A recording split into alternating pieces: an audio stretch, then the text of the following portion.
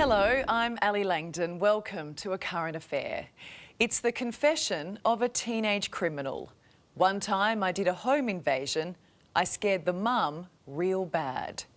He's breaking ranks tonight, detailing life in a youth gang, terrorising families as they break into homes and steal cars. He wants other kids to listen, put down their knives and turn their lives around like he did. Kitchen, knives, big machetes. And how old were you when you joined this gang? I was pretty young. Yeah, like, I would say like 14. He wants to be known as Alex. The first time I did the robbery, like I wasn't scared at first until we drilled the guy. And I looked at him and I felt like what he felt, like he was pretty scared. And what do you mean by drill? As in robbing. We've agreed to protect his identity over fears he could be targeted for speaking out. It all started in school, you know? Like, you know, your mates and all that, and then you got these older boys, you see them, they're already in the gang, then you can hear them ripping the postcode, and then like, you know, you get influenced by them too, and it's like, oh, you know, you want to join too. Until he was 17, Alex says he was part of a youth gang terrorising Melbourne. When we do home invasions, we try to do it as quick as possible. Their main target, luxury cars. Mainly expensive ones, like Mercedes, you know. He says they would follow the orders of criminals higher up the pecking order, known as elders. If they want us to get them a car, we get them a car. We just sell it to them, maybe a couple of hundred. Alex admits the faces of his victims still haunt him. That one time I did a home invasion, yeah, I scared her mum real bad. And I feel like she's traumatized till now. That fear in her eyes is like, it reminds me of my mum, you know? Like, it could have been her. Were you ever scared of being caught by the police? Nah, never. I was never scared. He was arrested and released multiple times. Alex eventually ended up here, an inmate at Parkville Youth Justice Centre. Last time you were here, you were on the other side of this fence. What's it like to be back? I can imagine being inside it. Like, you don't want to be in there. I was in my cell.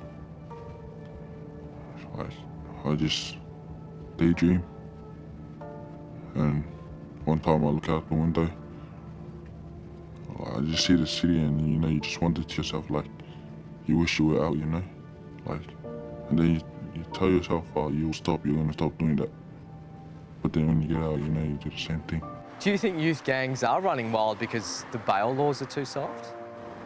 Yeah, I think so. I reckon if it's more tough on youth, I reckon some people, not all, I reckon some will stop, you know?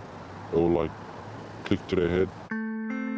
But a year on, something's clicked. Alex has kept out of trouble and has turned his life around. For that, he's got an unlikely friendship to thank.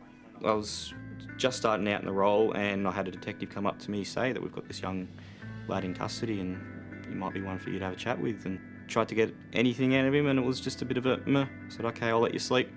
Senior Constable Curtly Bryan is a youth specialist officer with Victoria Police.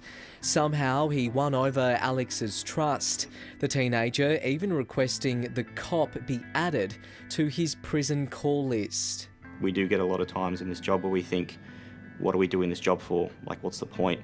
But when I got that phone call from his youth justice worker, I was, okay, oh yeah, I'm getting somewhere with this one. A lot of things she said, you know, actually got me wondering, you know.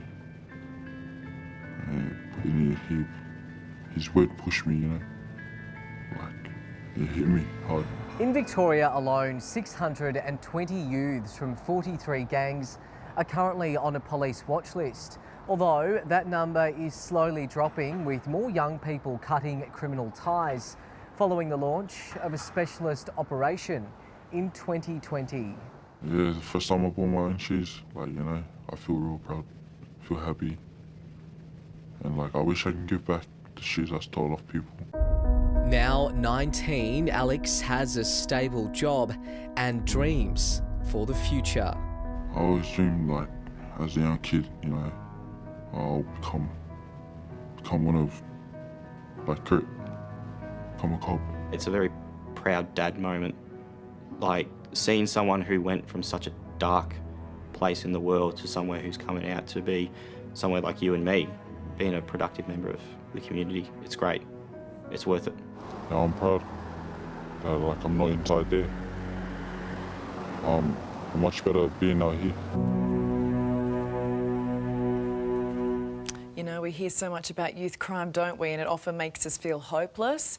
So it's kind of nice to hear of someone turning their life around as Alex has with the help of Kurt.